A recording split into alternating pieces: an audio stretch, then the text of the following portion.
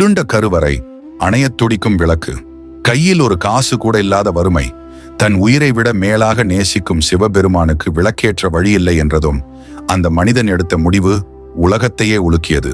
தன் கையில் இருந்த புற்கள் தீர்ந்தபோது அடுத்த வினாடியே தன் தலைமுடியையே நெருப்பில் மடுத்து எரியும் சுடருக்கு தீனியாக கொடுத்தார். கருகும் மயிர் வாசனையிலும் கைலைநாதனின் மனம் கண்ட அந்த மகாத்மா யார்?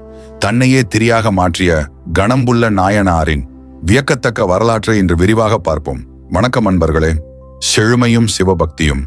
வடவெள்ளாற்றின் தென்கரையில் உள்ள எழில் கொஞ்சும் இருக்குவேளூர் என்ற ஊரில் பிறந்தவர் காரி நாயனார். அவர் பிறப்பால் பெரும் செல்வந்தர்.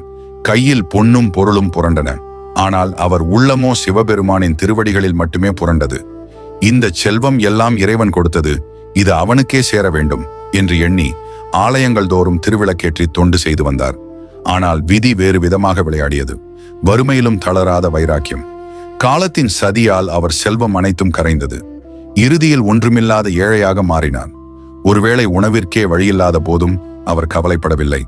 தில்லை சபாநாயகரை தரிசிக்க சிதம்பரம் வந்தடைந்தார். அங்கு தங்கியிருந்த அவர் தன் வீட்டில் எஞ்சியிருந்த கடைசி பொருட்களையும் விற்று திருப்புலிச்சரம் ஆலயத்தில் விளக்கேற்றினார். ஒரு கட்டத்தில் விற்க பொருளும் இல்லை, கையில் காலனா காசும் இல்லை. புல்லே விளக்கான அதிசயம். ஒரு காலத்தில் பல்லக்கில் சென்ற கரங்கள் இன்று புல் அறுக்க கிளம்பின. கணம்புல் என்ற ஒரு வகை புல்லை காடுகளில் இருந்து அறிந்து கொண்டு வந்து அதை சந்தையில் விற்று அதில் கிடைக்கும் சொற்ப காசில் நெய் வாங்கி தொடர்ந்து விளக்கேற்றி வந்தார். இந்த புற்களை விற்று தொண்டு செய்ததாலேயே வரலாறு அவருக்கு கணம்புள்ள நாயனார் என்று நாமகரணம் சூட்டியது. வறுமை அவரை வாட்டியது. ஆனால் அவர் கொண்ட வைராக்கியம் அந்த வறுமையை விட வலிமையாக இருந்தது.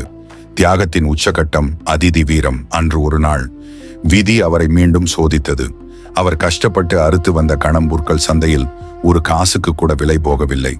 இன்று நெய் வாங்க வழியில்லை, இறைவனுக்கு விளக்கேற்ற முடியாது போகுமோ என்ற பதற்றம் அவரை தொற்றிக் கொண்டது. ஆனால் அவர் மனம் தளரவில்லை. விளக்குக்கு நெய் இல்லாவிட்டால் என்ன, நான் கொண்டு வந்த புற்களையே விளக்காக பயன்படுத்துவேன் என்று துணிந்தார். புற்களை திரியாக மடுத்து எரிக்கத் தொடங்கினார்.